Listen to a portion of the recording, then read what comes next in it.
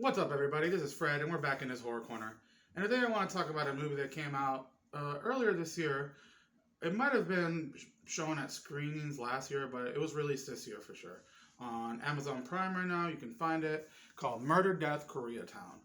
Now, I've tried looking up who directed this or who even stars in this, and there's little to no information right now. I'm not sure if that's a marketing technique, but it gives it a really good like authentic found footage type of movie. But we'll go into some of that stuff later. So if you're watching this, whoever made this, man, overall it's a great movie. I really, really enjoy the hell out of it. And the movie follows a unemployed man living in LA with his girlfriend.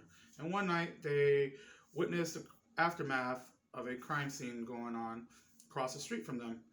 And of course, he's interested. If you've ever seen cops outside your house or ambulances, everybody is always like, "Oh, what's going on?" So I get that. And the next day, he's looking online. I believe he finds the article about what happened. And apparently, it's a woman murdered her husband. And this leads him onto this investigative journey. It gets so nuts, like later on, but he starts interviewing like tenants. He starts interviewing some homeless people around in the area if anybody saw anything. He interviews a young man that just moved from like Florida. He interviews like an older lady that lives in the complex, and he ends up finding like a few other people. One ends up being a really good character that I like, is this homeless man. But anyway, so after interviewing some people, he comes across the landlord of the complex, and he's just basically telling me, "You need to stop filming. People don't want to like talk about this. Just let it go, man." So that's what makes him more curious, and it just drives his insanity even further as he wants to find what happened. And oh man, it was just good. Like I love that type of I love that journey that we go on with him. He's just like he's trying to figure it out. Like who the hell? What? Because there's a lot of inconsistencies with the murder as well. So that's another thing. But one of the biggest things I really enjoyed about this movie is the use of music.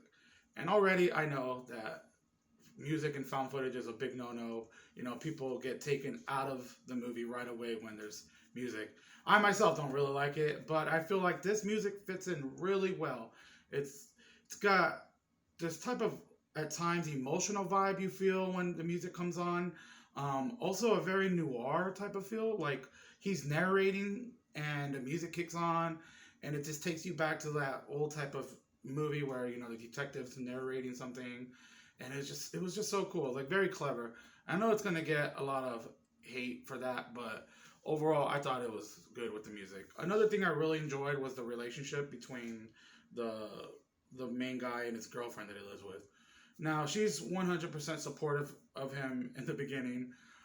And he even states that he's not homeless. He's unemployed, and he lost his job like several months back.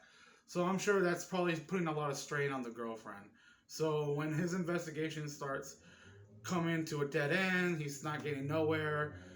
She tries to let him know that he probably should just give it up, because it's really not going to go nowhere. And there's like back and forth. So I can kind of relate to that.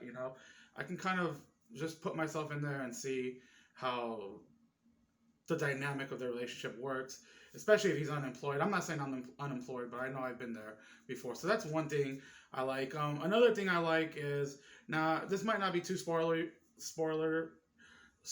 however you want to say that. But there is a supernatural and almost occult aspect to the movie that I thought was cool, very creepy. And I just loved it. Like there's a graffiti that he comes across, and it just looks very demonic, or it kind of has like this demonic type of cult shit to it. So I really like that. Some of the things I did not like are, so not for some reason, this is what I can only assume. Often when he's walking out in the street, he's pointing the camera down a lot and talking. And it's just kind of lame, because I would love to see more of the city, of where he lives in, that part of LA, Koreatown, So that was just my own gripe, but I think that the reason he probably does that is he doesn't want to offend the wrong person walking down the street. I can totally see myself not wanting to do something like that as well. and it was just kind of annoying to me. But I can only assume that's why he did that.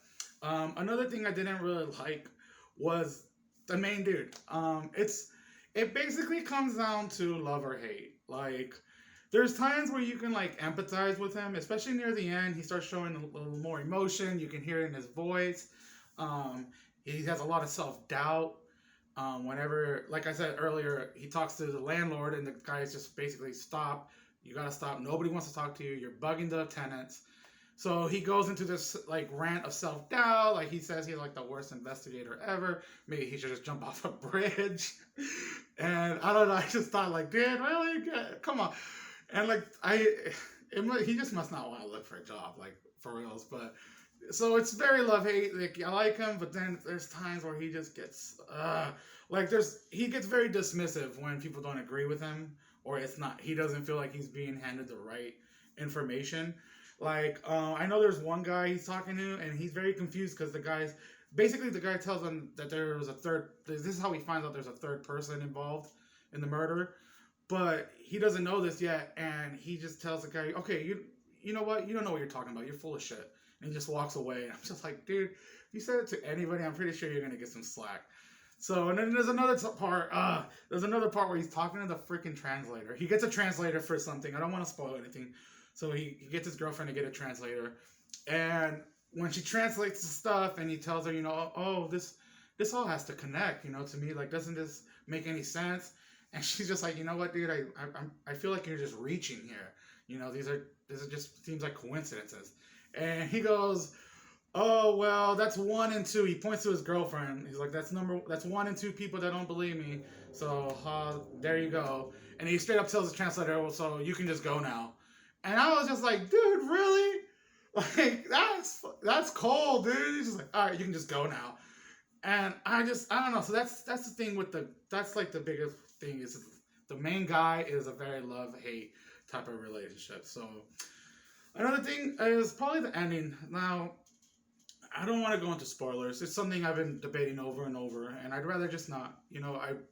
I enjoyed it. I went into this movie. I think I watched the trailer, but even if you watch the trailer, you're not going to get anything from it. It does it on purpose, so that's awesome, and I want you to do the same way. But the ending just felt a little lackluster to me. It felt like it was, I don't know, I can't go more into it without doing that. But for me personally, it wasn't bad. It wasn't a bad ending. Don't get me wrong.